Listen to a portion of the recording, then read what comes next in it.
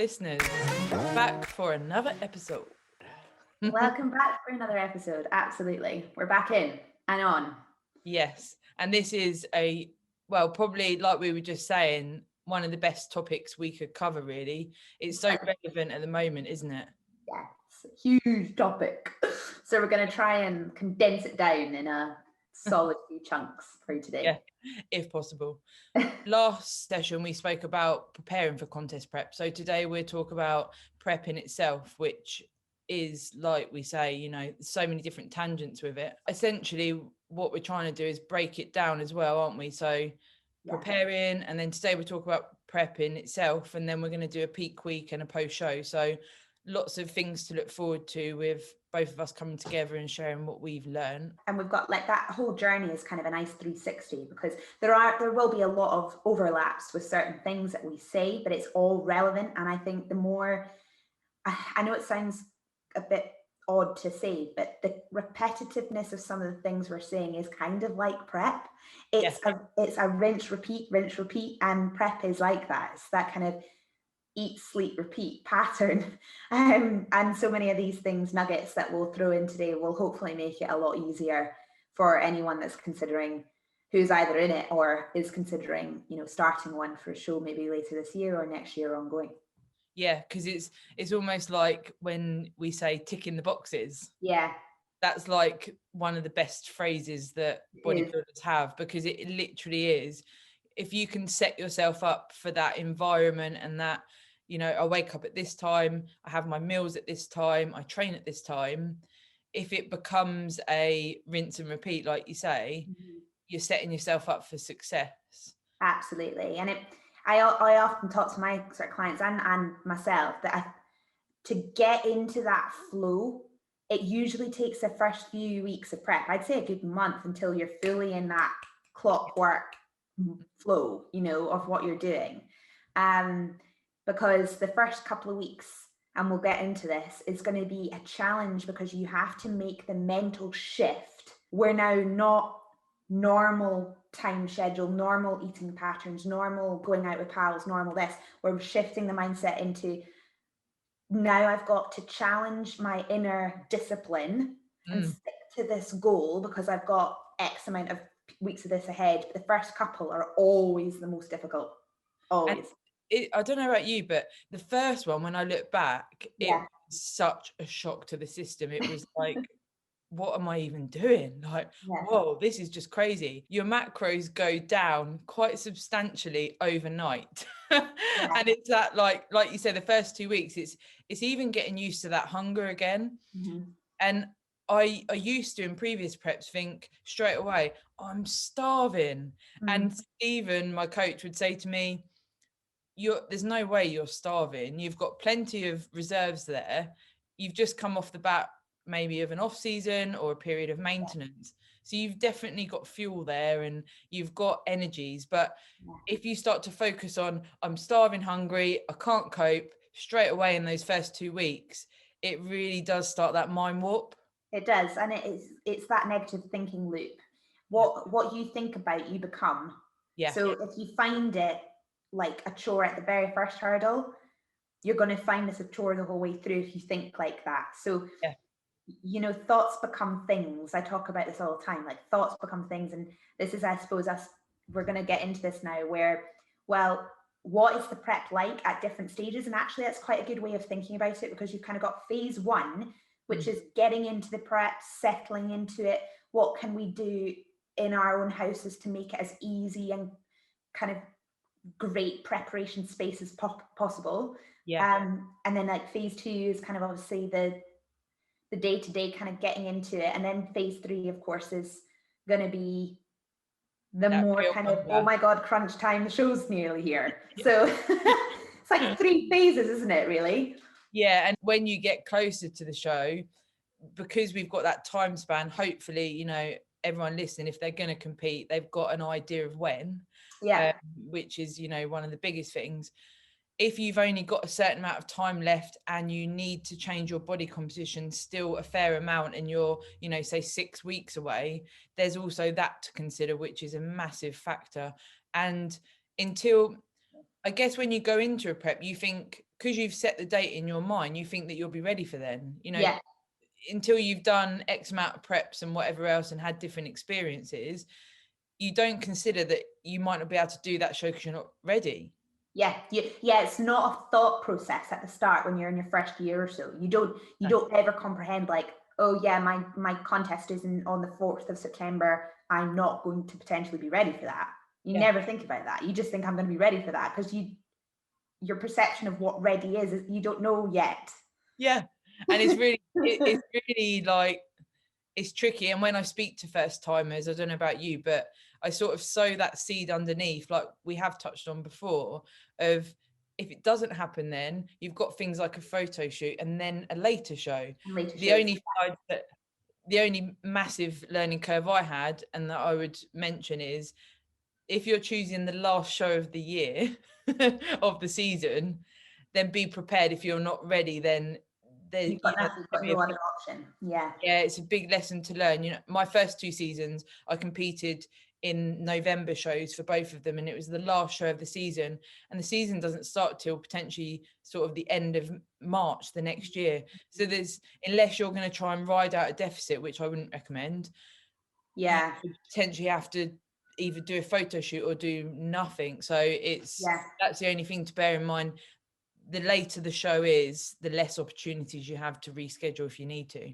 Yeah, it's a really interesting one, actually, the choosing the date of the show, because I'd say that the majority of like my clients, when we discuss their show seasons and what that's going to look like, of course, the reason there's so many qualifiers everywhere is because location is kind of a reason why people would choose the closest show to them, or, you know, for travel and all of that kind of thing. So there's that. But there's also exactly what you've said there, where you've got the last shows, which gives you enough, like, more time to get ready for. But you've got the flip side of people who want to, like, I've got a couple of clients coming in for the early shows this year, and they all almost have an opposite issue where, and it's not an issue if you don't think of it like that, but they'll come in ready for their early shows, and say you might qualify, you might have to wait and do another reverse out and come back in for a show to do a finals, which will actually probably be around October, November time anyway. Yeah, I've experienced both. And I don't know I don't know which one I preferred, really. I mean, the one where you can go, you know, say qualify in April, and then, like you said, the finals in October. When that happened for me, I ended up doing one April, I did 2 in May, and then I did 3 months at maintenance calories and incorporated some sort of off-plan meals and stuff like that, because maintenance kept me where I was, but having a few off-plan meals, my weight went up a little bit, so I was a bit healthier, felt a bit mentally better, and then went straight back into obviously a prep for the finals. And because you don't want to drag out a deficit for like 8 months, because you're not going to come in at your best, you know, for a start. No, and you know, there is such a term in our industry called diet fatigue, and it shows in a body for the length of time you are on the diet, no matter whether you're kind of, you know, in the deficit for a long period of time, or even if you're doing a mini reverse out, a maintenance phase, and a come back in, you're still putting the body under such an amount of stress for a longer period of time that it does show. And I think it's a fine balancing act when you're doing that, and that is definitely where I'd say coach comes in, because that's a minefield. Especially when we do a pod on the post-show period. We both had the experiences ourselves and spoke to other competitors. It's just this complete mind warp, and having a coach there at the forefront, you can't describe what that is for you. It's that, you know, epitome of, you've got someone to just lead you through that. You've got your guide, and, you know, me myself having a coach, that's like, Stephen's like almost my idol, and I'll just do what he says. So if he says it's okay for this and it's okay for that, I'll listen to him. Whereas if, you know, Kieran or my mum said, oh, it's okay, you look really good, I'd be thinking, no, I don't, or I can't do that, I can't do this. It's having that guide that's a non-biased opinion. And you just but that's their field. They do this for a living. So, you know, when I had a conversation with one of my clients the other day, you in your own body look at yourself with both the physiology, the physical body, and the emotional mind, the brain. And so you can't distinguish, because you've got the emotional brain attached there, you know, looking at you, if you're fat, thin, lean, this, that, whatever. Yeah. Coach comes in and I look at you from an anatomical point of view, like head down. That's it. And I'm going, this, and there's no emotion involved in that. So honesty of that feedback, you can't buy that. You can if you get a coach. You can't put a price on it, can you? Yeah, you can't put a price on that, because the thing that lets most of us down is never our ability to perform physical feat. It's the psychological mind trying to, you know, mess with our progress, basically. And on that note, if you are hungry, your rational mind isn't quite there. No. So I once got a tip, as it were, and it's always stuck in my mind, because I carry, like, my last bit of body fat comes from my thighs. Yeah. And you know, it's literally like 3 weeks out. I wake up one morning, it's gone. Every single prep. And when I look in the mirror, I look at my progress photos, I find myself, I used to look at my thighs. Yeah, that's it. I won't be looking at anything else. And I'm going, that's the thighs. Yeah. I'm nowhere near. And someone once said to me, look at your body in your whole entirety, like you just said, see how you look in your ratios, you know, that X frame that we talk about, and when you look at your whole body, how does that look? And it's completely changed my whole, I guess, the way I look at myself as an athlete. I don't focus too much. I know that's going to come off. Yeah. But I just have to pay the weight, you know, the waiting game of prep. Yeah, that's it. And you just need that kind of tap in to go, right, you know, this is what you look like, this is where you're going, this is what we need to do at this point in this part of the phase of the prep. Hate the term trust the process, but that is what it is. I keep using it. I'm like, I have to use that term. But yeah, that's it literally is. I say I get clients that will text me like, I haven't lost any weight this week, and I'll text back, you know what I'm going to say? Process. And it's like, but it literally, like you say, it is, and that sort of feeds into a massive thing that people need to consider, which we did touch on last time. Allow enough time for your prep. Please don't and think that, oh, you know, I only need 10 weeks. The last thing you want, and it contributes to that diet fatigue as well. If you do you can either do a really long one and you're over dieted, or you can do one that's way too harsh towards the, you know, the closer you get to the show because you've run out of time. Yeah, so you've got 4 weeks, you've got to really slash everything. Yeah, you don't want to be in that situation. That's where you can throw the metabolism off. That's where you can do some damage to, you know, the body's kind of whole hormonal functioning. It's just, I mean, you don't want to be racing against the clock. And if you've done your research and you're listening to stuff like this, you'll start to get that message very quickly. But if you're with a coach and your coach is still trying to gun you for show, maybe just have that conversation and just say, look, I want to take the reins off and go for a later one, just so that you can really enjoy the experience and learn yourself. Don't I think we've said this on the podcast, but don't just do what you're told.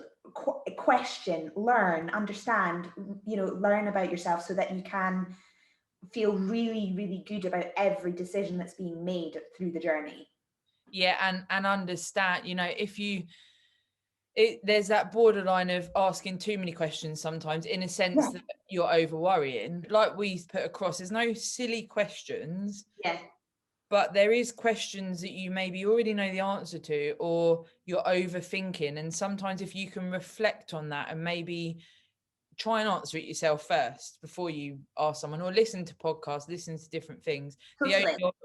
The only confusion there is sometimes people say different things. Yeah.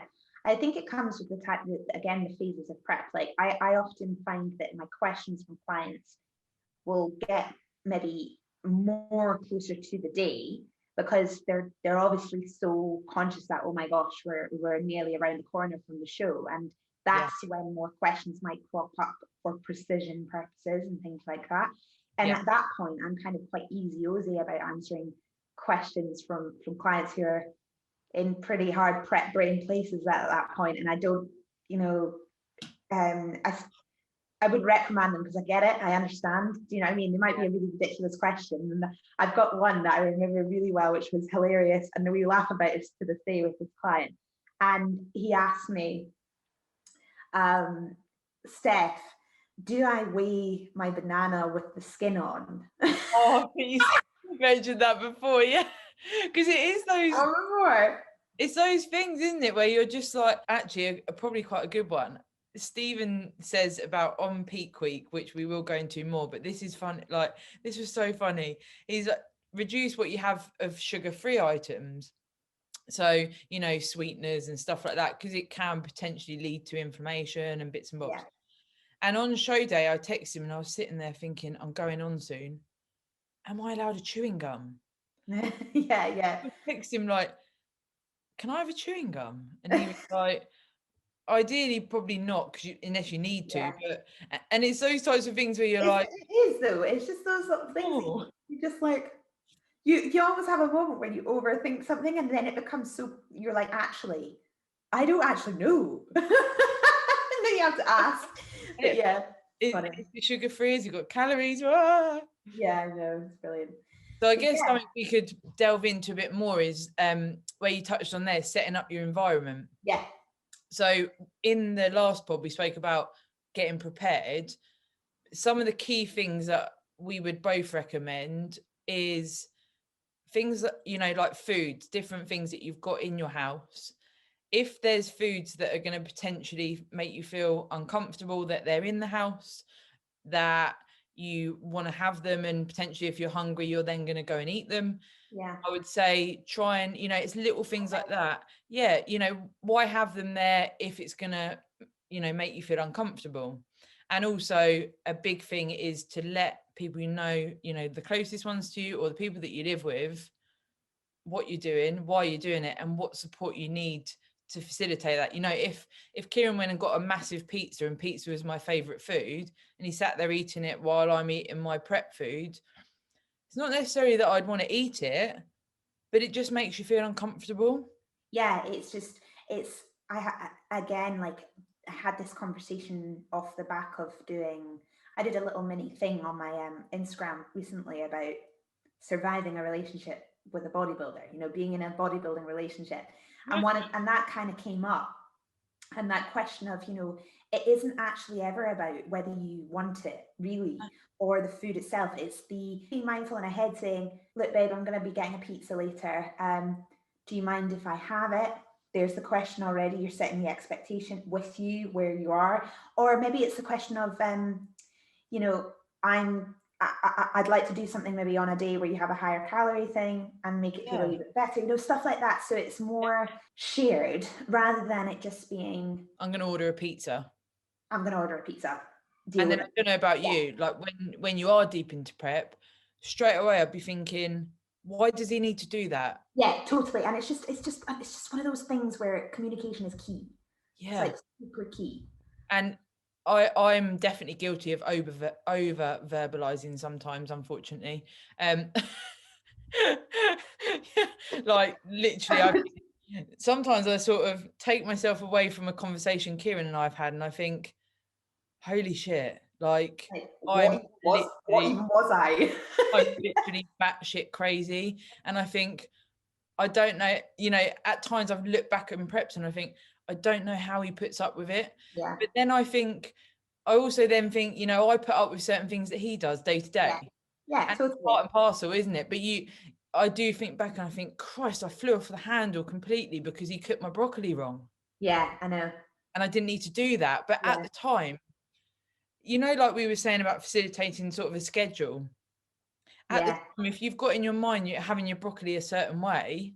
Oh yeah, and that's kind of a big part of this though, is when you're in the prep, these things to you become everything. The way you focus. Yeah, the way you cook your broccoli and the way you like it, because you know that that's what you're eating that day, and everything you're eating has to be enjoyable, because otherwise, well, you don't have anything else. And it's like you create a little pattern with the foods that you have on your diet in the way you like them. Like I always have oats in the morning and eggs, for me, I have a little ritual with my eggs and my oats. I have my oats first, I have my eggs second, but I like to whip my eggs and make them all fluffy and really nice, and that's my thing. Yeah. And you'll find these little ways and things with your food, and then if something happens to that system, you just are, that's all your, yeah, you just have a bit of a kind of a wobble. I also think, touching on what you said there, you've got your ritual.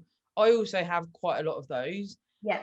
But I've actually got to a point now where I've gone, do you know what? That's how I like it. So what is wrong with that? Yeah, Whereas totally. before, and you've probably had similar or had clients that are similar, if I have a certain ritual and it goes wrong and that pisses me off, I used to get so hyper focused on it being such a negative thing that, why do I have to have it like that? Why do I want it like that? And now I think, because I want it like that. And, why should I not have it like that? And Stephen actually said to me on our catch-up call the other day, bodybuilding isn't a job for me, but it's something I'm so passionate about that actually I treat it as I would with a job, because I treat it like I am a professional athlete. I don't want to do the things that come across in a negative way, because I take it quite seriously. It's not a piss around for me. No. And that's not, we're not putting ourselves on this, we're better than other people or anything like that. But for me, I find it really hard to sort of be completely light-hearted about things. People say, oh, have a bit of that food or have a bit, and I'm like, no, I don't want to. It's not, I want it how I want it. And I think being sure of yourself and what food you like, how you want to do your prep, when you want to train, and being transparent about that, it's the formula to win at your prep, isn't it? Yeah, it really is. And it's the formula also to stop those kind of things happening as well around you. Because if people see that you're sure of yourself and you're like, no, I'm cool, I'm fine, and you're really, really kind of frank about it, then people will get that quite quickly. They'll be like, no, bro, she knows what she's doing. Yeah. I don't know what she's doing, but she knows what she's doing. And she's happy. And she's happy. Yeah, she's happy doing her thing. So and we go back to saying, the people that are happy for you will stick around and support you. And the ones that won't, you might not end up seeing for that much longer, unfortunately. But that's the way it goes, isn't it?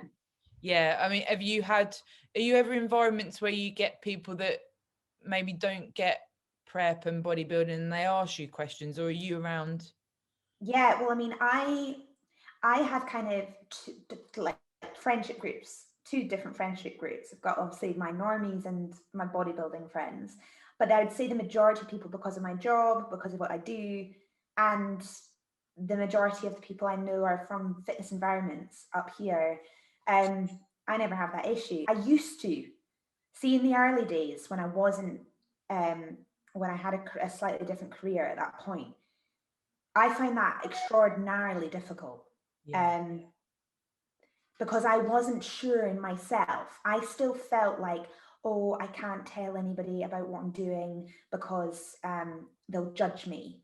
Or I can't tell anybody why I'm bringing my Tupperware in because they'll think that, something weird's going on with my food or something like that. And I remember even thinking with my colleagues and things like that, I didn't want, I wouldn't maybe have, cakes on a Friday in the office, for example, because I was doing my preps, and it would be a constant every freaking week. I remember it like it was yesterday. Like, why is Steff not having the cake? And it was like a whole narrative that was just comments, which is but it was so much pressure. And if I had gone like the opposite way and actually just owned my situation and just told people and just said, like, this is what I'm doing, and I'm not having the cake because of this, not because, I don't know. I'm better than you. I don't need cake. Yeah, don't need cake on a Friday. It's all right. I have like sunshine outside. It's fine.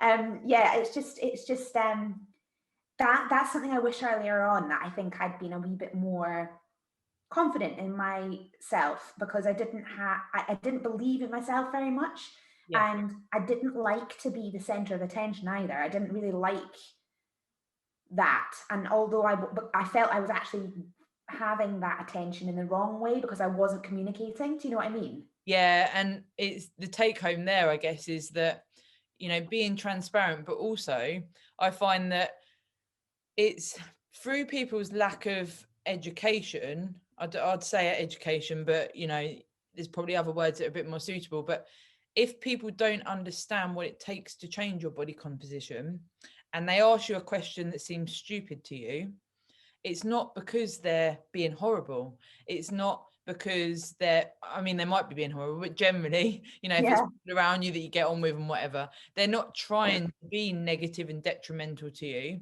They're asking because they actually don't know. You know, if, a bit like weighing a banana with the skin on, that would never enter some people's, even, you know, their whole life, they'd never question something like that. No, because like they might have never even had the concept of weighing anything. Why would you need to weigh anything? Yeah, it's like I've had people say to me, oh, how much protein's in a banana? And I'm like, protein in a banana? Protein in a banana? And I have to think back and think, well, no, it's not their fault necessarily, because, you know, through the schooling system and what have you, there's very little nutritional information. It may be changing now, but, you know, certainly for me, there's nothing. No. And you've probably had this as well, but there's this misconception that if you, like, I've had normal friends or normal people say to me, oh, you're doing that. That must mean you're eating like nothing. And I'm like, oh, right. Because they think you're not eating anything to get the way you are. And it's completely opposite. It's really amazing though, because it's incredible, because if you don't have any information and you see person A go from this to this weight, you automatically presume that to get to that weight, they must have eaten nothing. They don't eat. Get there. Yeah, and I've had like when I first started competing, and exactly what you described there, I didn't have the confidence to tell people. I wasn't owning it. I was like doing it, but trying to almost keep it under the radar. On the down low, yeah, I didn't want any attention. And I had one guy come up to me once, and I was very slim, like I had barely any muscle mass when I first started out. And he said, "Are you eating?" And I was like, "Yes, thank you. Yeah, I eat 5 times a day. Are you sure?" And I was like, prep brain is here and I'm not rational. What I'm going to do is I'm going to go walk into the toilet and have a moment.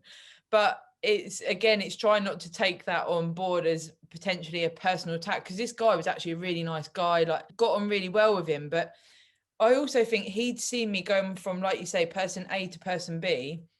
There's a dramatic difference, you know. I was very, very lean, so he's probably thinking, he's a dad as well, you know, whatever. It's probably like thinking they're worried. Okay. But then I also thought, you know, I don't know about you, I also had that little seed in my brain where I thought, what if I did have a food disorder and you've just potentially attacked me like that? Yeah, I mean, I can completely resonate. I've had a very similar situation.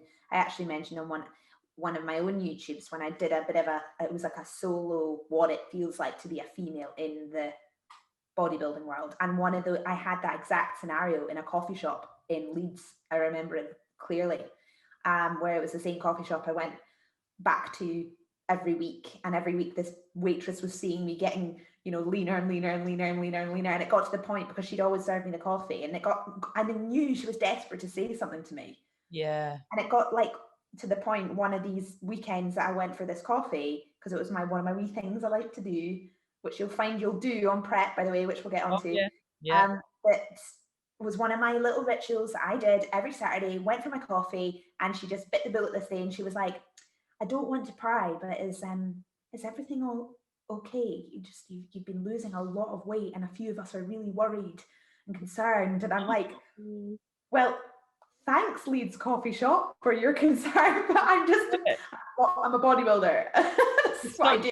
Your territory, isn't it? Like, I'm not like, I don't know, secretly going and doing something crazy or anything like that, but it just showed that kind of mainstream attitude to watching somebody lose weight and only think of it as connected with a problem. It's a bad thing. Yeah. And it's a really interesting one. And it is, like you say, it's just a lack of understanding. And in part, media's got a part to play in that as well, because the media is pumping out all this stuff about, you know, you've got to look X to get to be Y. You've got to look this skinny, amazing model that's sitting on a beach at size 6. Yeah. And so I suppose a lot of other generations are looking at that in a negative way and then watching out for it. You know what I mean? A massive tangent here. We were watching the Australian Love Island the other day. Yeah. Guilty pleasure. And we've watched various, don't tell anyone. We've watched various Love Islands and stuff. And I think it was on that one, or it might have been a different one. But a girl came into the villa, and all the men, they were all like partnered up, and all the men were like, she is fire. And they were literally like, oh my God. And actually, she was, talking about being skinny and what the social media says and whatever have you. She was actually a lot bigger, but all of the men were like, she's got the best body in the whole of this villa. Yeah. And she was by no means, she was probably middle of the road. There was skinnier ones and bigger ones. And I had a moment where I thought, do you know what? When you're in prep and you're trying to get leaner, who cares what other people think, of what you look like? Actually, if you're on track to look at the body composition you need to for your category and for you to compete, why are you worrying that someone might think, oh, her legs are a bit big, or that's a bit big, or that's a bit big? And it gave me that moment where I was like, do you know what? Maybe people, when I am lean, don't look at me and think she's big, because I feel like my thighs are big. Yeah. I'm thinking everyone's going, Christ, their thighs are massive.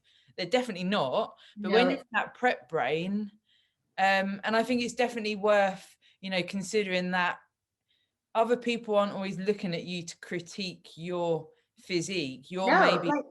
It's your own insecurity sometimes, isn't it? It is your own insecurities. And like sometimes people are just inspired and by the work ethic as well. Like I think it was one of my earlier preps, 2015, and I was so ripped at one point for the shows there. I'd done my shows, and I remember going out that night with a few of my friends. My biceps got my whole group of mates shots, right? So I was like, yes, there's pros to these big muscles. This guy had like literally never seen a chick like with that rip. He was like, I just can't believe how lean you are. And he was like, right, shots for this girl with her guns. I was like, okay, I'll do that. It's just amazing, really, what, and that's why I quite like watching things like Love Island, because one, you completely switch off because it is literally like, funny. You know what's going to happen. Yeah. But also watching human behavior and how people talk about other bodies. Yeah, oh my gosh. How people look, you look and you think, maybe I'm not that bad. No, you're just not. It's more so now. People are challenging themselves, changing their bodies, doing transformations, doing fitness goals. I mean, bodybuilding now, and more so even just like if you take the kind of more, I would say, attainable looks are more popular than ever now. It used to be that if you'd know one or two bodybuilders here or there, and it would still be really taboo, whereas now it's like a really common, popular thing to do. It's good and bad, isn't it? Yeah, and it is. And there is, I would still say that, when you're in your prep and you're maybe a first timer, if you're somebody who, you're female, you are going to still get the looks and the stares and the questions and you must be taking XYZ to look like that, because there's still this taboo around it kind of. And you never quite escape that. And that's something you just have to kind of just brush off. Like, it doesn't matter. Like, you're doing this, you know why you're doing it, you know what you're doing, and you don't need to explain yourself to anyone. Yeah, and that's similar to what we've said before, isn't it? Like taking the ownership and realizing if you want to explain to someone and you want to talk to someone about it because they've got a genuine interest, then that can be a really nice thing. Yeah, it can be a great conversation. Yeah. Whereas if you're either talking to someone about it and they clearly don't give a shit, and you're I'm on this many macros, I'm not allowed my banana this week. I've got to go to black coffee instead of lattes, and they're thinking, I really don't care. It actually makes you feel really negative. So it's trying to almost assess the situation. And you do get cheerleaders sometimes. Like you say, people are like, you're so inspirational. Yeah, you do. But they don't need to know what your cardio is and what your macros are. Whereas some people like to know that. So it's like that. Yeah, I mean, I've had some funny situations. Like I've had a prep where the gym I was training in for that particular prep, there was a guy in the gym and all he wanted to do was give me a spot. That was it. He was like, I know, it was so cringe. But at the same time, he was so into the bodybuilding and he loved it. And he was like, Steff, do you need a spot today? You know, he was just like that kind of guy. And me giving him a spot made his life, like literally made his life. And he was just a bro, like a guy who just loved it, who just wanted to be a wee piece of the puzzle, you know, and it was funny. And you're gonna see in this world, guys, see bodybuilding, it's full of complete strange, weird, and wonderful people. But it's, you know, you've got to embrace it. You're going to meet people along the way that are just so passionate about different things and will teach you things and have a laugh. And you've also got to watch out for the weirdos, mind you. But just like, you know, the Instagram DMs. It's like when you get a message saying your boobs and your butt looks really good, and I'll say, you know, quite often now I'll reply saying, thank you for the compliment, but I prefer it if you don't send me messages in that way. Yeah. Oh, well, no, I'm just talking about your aesthetics. What, my boobs? Yeah, that word is like, do you think that's maybe inappropriate way to be discussing my body? It's like, if we can, you know, if you keep messaging me like this, I'm gonna need to block you. But again, it's that taking that ownership of, you know, what you're comfortable with. Some bodybuilders might be okay with getting messages like that, and it's, again, you know, how you set yourself up and how you portray yourself. Yeah, and I think there's a part of it that you've got to like realize what you're doing here. You know, like you are an aesthetic against the norm. Does that make sense? I'm trying to find a good way of saying it. But like you've also got to like accept that you are going to attract certain viewers sometimes. And you've got to be really mindful of that, because if your content, and this is veering off again, but like if your content that you put out is fitness related but still has an element of that kind of sassiness to it, you are technically, you know, you're gonna get that. You are going to get that. But if you're going the other way, you know, where you're just using fitness, but you're actually showing pictures of you like gyrating against a camera, that's a different story altogether. And that goes on all the time in our industry. And it's one of my pet peeves, because it unfortunately brings the females who are trying to have a very positive voice in the educational fitness realm, brings us down, because it portrays all of us fitness chicks as these girls that are just going to take the clothes off and do whatever. And that's not the case. But then you've got it's all relative. You've got to accept that you're doing something that is a little bit, I'm putting myself out in that way. Yeah, because, you know, like my check-in photos when I'm doing a back shot, if I post that on my Instagram, you know, I'll put a thing about like, this week I'm really happy with my glutes are coming in and stuff like that. What you need to appreciate with that is, those of you that are listening and maybe get the pressure from social media, is people see the picture and they see like my check-in. That's all they see, like it, and they might comment on it without reading, this week's been really good, my glutes coming in. They're thinking, she's got a nice ass. Yeah, exactly.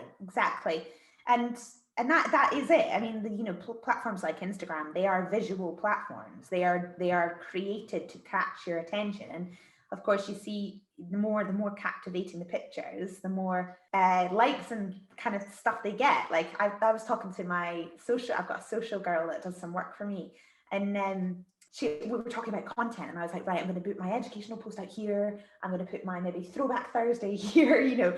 And so I put them both up, and I'm expecting my educational one to be like, everyone's really interested in this, yeah. And then the other one where I'm like, throwback Thursday to when I'm in a bikini, I'm absolutely ripped to shreds, and I'm basically like pouting, and like you can basically see the sweat dripping off me. You know, it's like that one was off the chain. Yeah. But it is, isn't it? It's like, you know, I like to like feed in some educational stuff on some of them, and then other ones I'll just put something that might be inspirational to someone. Yeah. Because that's us, isn't it? You know, that's it. Yeah. And it's like, I think if we draw it back into like contest prep, when you're in the contest prep, I really recommend to my guys, document the process. Like, if you love using Instagram, use it and have fun with it, because that will give you something to do, and it'll be really like fun for you to track the progress. And if it's something that like really motivates you, then schedule, you know, time on your social media apps during your day, so it's not just mindless scrolling and then you get lost in it, but just you know, schedule it. But But then there's the flip side as well, isn't there? It's just don't go searching for your competition. Don't go searching for like people who, you know, are 20 million years ahead of you in the field, and then compare yourself to them, because that whole comparison mindset can start to get a little bit scary when you're in the depths of prep, if you're looking at that stuff. Yeah, because when we do the peak week pod, we'll talk about that a bit more, because definitely some experiences I can share with massive social media pressure in that, you know, final week.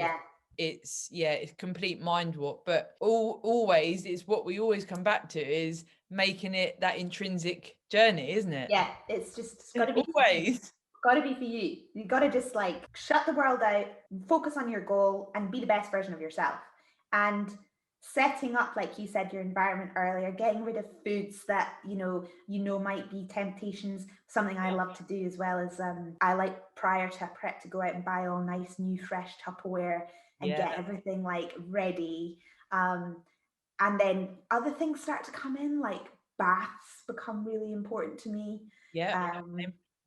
All those sorts of little things that, you know, you're not going to be going out for food and having a glass of wine on a Friday night. So you need to find other things that are maybe just going to help you chill away from the actual training and the dieting and the focusing on the contest, and actually give you some well-being time as well. Those things are kind of really important. And setting up that schedule, isn't it? Yeah, it all falls into that umbrella of setting up a schedule that, you know, when you are hungry, when you are overtrained, when you are quite irritable, if you've got I train at this time, I food prep on these days, I eat at these times, have my bath at this time, I do my yoga, do whatever it is. If that is set up and it works for you within your commitments, and also you can let the people you live with, that you work with, what that schedule looks like, there's nothing wrong with that. You don't, you know, back to when we said, you almost feel ashamed that you are in this rigid schedule. But then I've definitely got to the point now where I'm like, I love my schedule. Why should anyone take that away from me? What is wrong with that? You know, I love bodybuilding. I love competing. And I like having a schedule, and you know, I get up at the time I get up. Kieran gets at the time he gets up. If he has a lay-in, I don't think, oh well, I wish I could have a lay-in. I've done all my steps and everything by the time he wakes up, and I feel really good. But I also equally don't need to say, well, I've done 12,000 steps, you haven't done anything. Yeah, exactly. Own the choice, and then don't let other things, don't be negative or unnecessarily critical of other stuff, because you don't need to be. And you don't then need to also then rub what you're doing in other people's faces, because that's the wrong connotation as well. So, it's like that with foods, isn't it? Like we've said about sort of removing certain foods out the house. There's certain things on the lead up to a prep, the last couple of weeks, where I could potentially have maybe a couple of meals out or a takeaway. I will do that. I will enjoy, you know, the last 3 days of my off season or whatever period before I go into prep, I'll always have an Indian, I'll have some cheesecake. I'll incorporate my favorite stuff, because when I go into prep, it ain't in there. I don't want it in there. I've had it. Head on, yeah.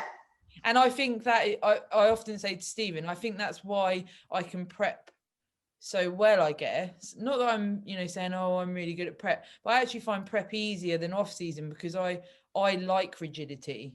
Yeah. Yeah, I think it works. I think there's going to be those people like you, Sarah, who can snap into it super quick, and then there's going to be those who don't, and then the myriad in between who I always kind of come back to with the, you know, with myself, but also with the many different clients I've worked with. I tend to find that first, coming back to what I said at the beginning, that first window, the first 3 weeks, if you can get over that hump, and that's where you're going to feel probably the most hunger cravings at the start, because your body is adapting to a slightly lower calorie threshold. That's the time where at first it's all exciting, you're like, yes, I'm going into the prep, but that's when the reality kicks in as well, and it says to you, you know, you've just committed to this, but actually now you've gone week 3 with no foods off plan, and this is starting to get a bit hard. This isn't, you know, like the spring chicken at the very beginning. This is the kind of reality hits part, and then the rest of it is I think the realization that it's not, I don't want to make this sound awful, it's not all like sparkles and rainbows of prep. It's tough. hard work, and it's going to challenge you more than you know. And I think you've got to embrace that really quickly, otherwise you'll find it very hard. And I think that's something that a lot of people can learn from coaches or people who've been through it themselves. That's why we're here talking to everybody as well, isn't it? Yeah, because there's certain things that I forget until I go back into a prep and I think, oh, last time I prepped, I took that out. So even like when I'm about 4 to 6 weeks out, I don't do things like, I don't see my chiropractor, because actually I can't handle the healing crisis after. And previously I would have thought, I'm a soldier, I am fine. But I'd have a treatment and I'd sometimes come home and it's literally Christ. But then it would last maybe like 4 days. And that, a healing crisis ideally would be no more than sort of 48 hours from treatment. And, it's things like that I haven't learned until I've done them. And then I've thought, I'm just not strong enough to take a chiropractic treatment in the 4 to 6 weeks out from a show. But there's nothing wrong with that. And it's trying not to think, oh, I'm going to soldier through everything. And it's a bit like when I go and get my bikini fitting done from Black Ice. So that's like Manchester. So for me, that's like 4.5 hours drive there. My friend takes me, we do the fitting and then we drive home. So it's like, 10 hours or whatever. And that's sort of 4 weeks out. Something you do have to consider if you're going to go and get a fit in and it is far away. That journey literally fucks me. It would. Oh my God, it would. And I mean, shout out to Mandy at Black Ice, by the way. I'm just going to put that out there. She's literally the best woman on the planet for bikinis. Like, I wouldn't go anywhere else, literally. I literally, I don't think she could do anything wrong. She's just ridiculously good, and she's just an awesome chick as well. She's so cool. But yeah, I mean, I think being mindful of travel or big things, towards the mid to end of the prep, you've got to really be, you should really be thinking about limiting the amount of trips that are going to put you cognitively and physically under pressure, because that is, like you say, it can take you a few days of recovery. At that point, you are deep in the trenches there. Some people sort of say, is prep, because prep is unhealthy, although we try and make it as healthy as we can for what it is it a good thing long term? Should people do it? And there's that sort of age-old argument, is there, that why are you doing that to your body? Why are you starving it for so long just to go on stage? But then it's like people smoking or people, whatever it is, but you need to see it for what it is. And things like the long trips or the treatments that you might have had and you can't have when you're close to your show and stuff like that, it's all part and parcel of a prep, and you have to accept that. 100%. Don't do it. Just don't put yourself under that pressure. Like, just, it's like, if you can keep your routine to as easy and streamlined as possible, things are going to be a lot easier for you. And try and keep it, like, that's where working with a coach is good. Try and keep it as healthy as a prep can be, if that makes sense. Totally, yeah. And I mean, there's no reason why you can't have a healthy, sustainable journey to the stage. Yeah, I mean, I would say every single one of my guys would say that it's been a really enjoyable journey. Tough, yeah, but an enjoyable journey, because you learn lots of things. But also, if you're with a coach who gets it all, you're not going to be being put on ridiculously low calories. You're not going to be being told to do a stupid amount of cardio, that's unnecessary. You're not going to be put in a potentially critical health state, which we hear time and time and time again in this industry because of the lack of regulation. And that's something that you need to be careful of. And I know we've said it before, but do your research on the coach and make sure you're going to have a good, enjoyable journey to the stage, and not one that you're going to come out at the end of going, I hated that and my body's fucked. Yeah. No, and I think it is as well, always a few things that we've said across today is that everyone has an opinion. Yeah. This is a very subjective world we're in. Yeah, and it's a subjective sport, isn't it? Yes. But it's, whether you listen to a podcast, whether you see someone in person, whether you you know, watch a YouTube video, that person says that person says that person says that. But what do you say? What do your internal morals say? Do you respect your coach enough to know that they're looking after you, and what they say is almost gospel? Because, you know, I personally think if you've got a coach and you're in a prep and you're really close to a show, they need to be your Bible. They need to, you need to get gospel, because you're not of that rational mind at points. Yeah, totally. But, you know, except for the coach as well, you probably find it's quite difficult sometimes, because, you know, if the athlete's of that thing of, my coach has taken my food, or my coach has made my training harder, why are they punishing me? It's going to be really hard for your coach. So if you can notice that this is always your choice, opinions are going to surround you, but keep on your journey and do it for the reasons that you started, you know, remember why. Yeah, I mean, it's an interesting one, because from a coaching perspective, I've never actually had, unless any of my clients have said this maybe to their friends and everything from behind the scenes, you know, like, oh, Steff and Andy have taken this out or done this. I think we always set our guys up with the expectation that is, prior to anything happening, they know that the phases are going to get more challenging. And I'll openly say, this is the period of time now, whatever name I'm using, I'll take somebody who I've just said this to. This is the period of time now, Zoe, that we are, and she'll be listening to this, that we are cracking down, because we have X amount of time, and I am going to be really hard on you. I am going to be making changes. I am going to be making sure that you're on point, because I want what you want, which is that physique she knows she can attain, and I know she's got it in her to attain. So there's an element of level up at that point where I have to come in with a slightly more intense coach hat on, because they need that from me, and I need to give, and I need that from them as well. So it's like there's ebbs and flows in coaching. Be really ready to kind of understand that a prep can be a very, very good cathartic journey done well with somebody who's got your best interests at heart, because it'll have ebbs, it'll have great parts, and it'll have very challenging parts, but the right coach will help manage those bits. Yeah. So when you have your clients, so say you've got a client that's got, you know, next week, you know, their macros are going to have to decrease and their cardio is going to have to go up. Would you tell them sort of a week before, or do you just tell them? Yeah, I would usually say, you know, well, here's where we are this week. I want to see what happens depending on what we've done. But the likelihood is that I'm going to be dropping this. So I want to prepare you for that for next week. Just so that people have got time to adjust. If you just crack a massive like bomb right in the middle of their check-in, like, right, this isn't working, this has to go. It's almost like, well, where's that dialogue and narrative come from? Yeah, what have I done wrong? Yeah, you know? What have I done wrong? And exactly that. And I think that's why I do all my check-ins face to face like this, like I'm talking to you, because you can get so much more information from a conversation, from a dialogue, than you can from just like a message, for example.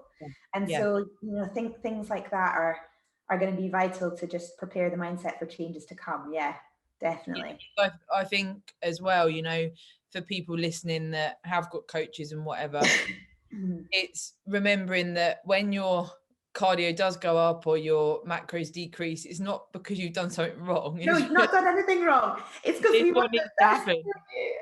Yeah, and you know, I'd almost in previous preps go to bed the night before thinking, I've got my check-in tomorrow.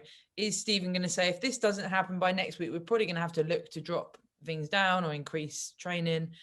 And you start going through, but all you can do is your best. And it's always remembering that, you know, sometimes your body's not going to play ball, and it's a fucker. Excuse me, French. That's a really, really good point though you've made. And I want to stress this, because weight loss, fat loss is not linear. It doesn't go just like that. It goes sometimes and then like that. Yeah. And it really is, it is a very important thing to mention. And there's this kind of the two different brains around, you know, the weight on the scales and psychologically how you look. And I mean, for my coaching principles are based on visual and measurements rather than the weight itself, because weight can change based on many variables during your day. But the overarching goal, if you stick to it and you are really, again, coming back to that consistency is king, trusting the process, these things, if you stick to it, you will get there. But not to expect huge chunks to just literally drop. It's a patience game, and it's a do the work game. Don't, if you've got, this is obviously only if you've got a coach who's prescribed a certain programming, don't go adding in tons of cardio or tons of steps or dropping food out, not potentially telling coach, thinking it's going to work, and suddenly you're even worse off in this in the place that you began. Because I had a message from one of my clients yesterday saying, just to check, cardio is not changing this week, right? And I said, yep, no changes. No changes. And his response was, glad I checked, because I was just about to do that automatic, I'll go out and just go for a run for 20 minutes. That, it's things like that. Yeah, that's such a good point, actually. Can really screw up a prep, So you've got to be really careful not to, because you feel like it will actually have a benefit, just go adding a whole ton of stuff in, because actually the coach has got a prescribed understanding of what's going on. And if suddenly that week you've done, I don't know, another 300 additional minutes of extra cardio and you've chopped out 500 calories. And you haven't told them. Yeah. And it's all of those things as well going to contribute to how you look when you get closer, because if you're over fatigued and you've overexerted, also doing too much cardio is going to contribute to you having shit weight sessions. Oh yeah, your energy will plummet. The likelihood of your weight loss stalling is very high. There's so many things that we could go into on that from a more kind of scientific point of view. But programming is designed for a reason. So that's an important point to make there. Yeah, I think that's the massive take home for us to get across, is that what your coach is prescribing you is for a reason. When you get your plan sent through or however you work with your coach, they're not just doing it for the sake of doing it. They're doing, you've got your clients and they're representing you. You're proud of them. My work, they're in essence, my work in action. Their work, but my thoughts in terms of how to get in there. So why would you do something to negatively impact you? You wouldn't.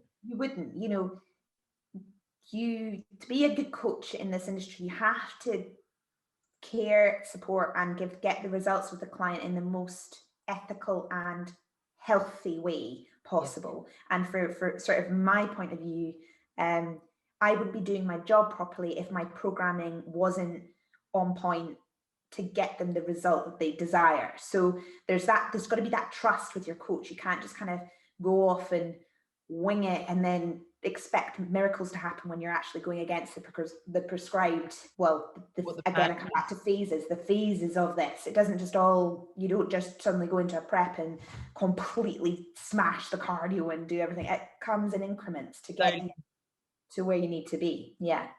And also the other end of the spectrum of people potentially eating more than they're meant to. And maybe not mentioning it, and that sort of feeds into a big thing that you see a lot of people saying, I'm hungry, like you've mentioned on previous pods, I'm in the trenches. And it comes up a lot when people say, I'm hungry, can you give me ways to combat my hunger? I've totally been there myself. I'm not necessarily slagging that off, but what are you more hungry for, success or food, which you're gonna be eating like every probably 3, maximum 5 hours? Yes, you're hungry, but if you want to get to stage condition, you're going to need to be hungry. So I mean, there is a switch formula. Yeah, you've probably had it as well, Sarah, where in sort of the mid, well, I don't know, probably different for everyone as the preps go on, but there's a switch where the hunger becomes satisfying, where you're like, I'm a bit hungry, that means my fat is eating away at itself, and I'm going to be shredded in like a week. That's what people say, isn't it? If you're hungry, it's working. Yeah, it's working. I have an image in my head of when I'm a bit hungry that my own fat cells are like, And it's just like, it helps me kind of visualize, but it's switching the mindset again. Remember that a wee bit of a hunger, a little bit of a bite is the body doing what it needs to do. And when you start to see yourself getting in a little bit leaner and pulling in, and the body starts to shape up, and you start to see in the image lighting a bit of a delt and a this, and you're feeling really good about it, suddenly you're like, okay, I'm cool with this. I'm in this prep. I'm fine. I can get on with it. But yeah, I mean, that's what's hard about the first bit, isn't it? Yeah. You get the bright eyes for 2 weeks, maybe a week and a half. Then you get to that like a week. Yeah, and then you get like to probably 3 weeks in to potentially, well, depending on how long your prep is, but say you get to like a third of the way into your prep. Yeah. Where you're still carrying, a fair amount of body fat potentially. Yeah. You're hungry, but you're not seeing that hunger payoff as such, because you're not lean where you know you need to be. And it's that like, why am I doing this? Nothing's happening. But actually it is, it is that trusting of the process. And then you get to, that middle phase, like you say, and it's like, oh, I can see a striation when I brush my teeth. And it's like, it's little things, and you think, but it's not always do more and get more. Trying to retain muscle. And by overexerting and doing shitloads of cardio, you're going to be of detriment to psychologically as well, but also, what you're able to then bring to the stage. I mean, it's the aim of the game is to keep as much tissue on the frame whilst dieting away the fat. That's the aim. And you have to, it's a fine, again, I come back saying it's a very fine balance between the energy expenditure and what you're consuming. So if you then go and mess with that balance, I mean, you might 1 week lose a little bit, but you're putting your body at severe disadvantage. And if that then keeps repeating itself, it could get worse and worse and worse. So it's not worth it. It's not worth it at all. So stick to what you're told. Do what you do. Do what you gotta do. Exactly. But I think we've covered so much. My gosh. There's so many, like we said at the start, there's so many tangents with prep in itself. And there's loads. There's loads more. Someone could like say a question, and we both have a similar mindset as to probably what the answers would be. Yeah, exactly. But we've done exactly what we're setting out to do, aren't we? If people are listening and they can just have a bit of a laugh as well, but also get those golden nuggets and go, bloody hell, I'm not the only nutter in this world. Exactly. And that's exactly it. That's what this is all about, covering lots of different topics and making sure that, I guess I come back to saying that the more information there is from people that are like-minded to you, maybe within your area, we're UK based, I think this will touch people all over the world, quite frankly, because it's just so relevant. But certainly for our independent sort of pools of people in the UK, this stuff it's gold. I wish I'd had these kind of conversations when I was starting out. Literally, we've said it before, haven't we? It would have just been so helpful to understand more rather than feel really alone. Like if I go back to my early days, like I was so isolated with the beginning of my journey. Like I couldn't really speak to anybody about it. I kind of doubted myself. My normal friends didn't get it. Like all these kinds of things. And you do almost kind of internalize that stuff. And if you are more sure, confident, I'm doing a show, it's just my journey, I don't need to be, Miss Olympia right now, I can just literally do this journey for me and challenge myself and listen to people who've done it before and work my way through this, then it'll be such a great experience that you can then filter into other areas of your life. Do your contest prep, do the contest, see how you feel. Totally, that's it. And you said last week, didn't you, being a beginner and first timer, there's no expectations. No expectations. Enjoy the ride. Have fun. Just have fun. Enjoy it. Yeah. Trust the process. Oh, God. TTP, y'all. TTP. Yeah. So next time we're going to talk about peak week, but we've also got a couple of guests lined up that we'll keep secret for now, but really cool guests that we're going to go into some sort of psychological things that other athletes and other people have experienced, and hopefully just keep, all we want to do is touch different people in different walks of life where they share the passion of bodybuilding like we do. 100%. Yeah. A pleasure as always. Yes. So we'll so this will come out on our YouTubes as we always do. And then for me on Instagram, it's Sarah Parker Hatchard, and I'm more than happy to have messages come through, or, you know, tag us. If you've watched any of our videos and you can tag us, it's awesome, because then that might then lead to, you know, one other person even watching it and get something. So anyone that shares would be really cool as well.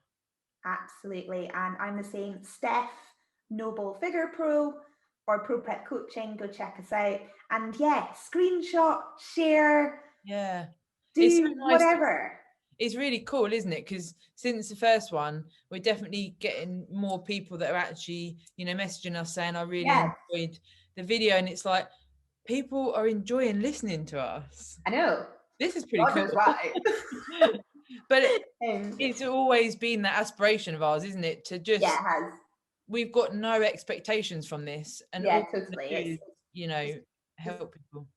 Two competitors chatting shop, and that's what I love. So hit subscribe, guys, if you love these videos, because you'll get notifications to actually know when we're doing them. We're pretty much trying to get them out every couple of weeks at the moment, aren't we?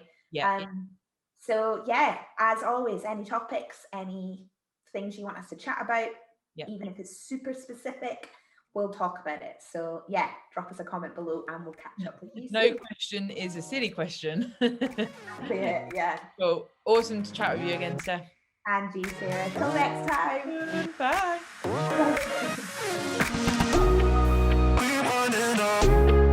God lost my soul.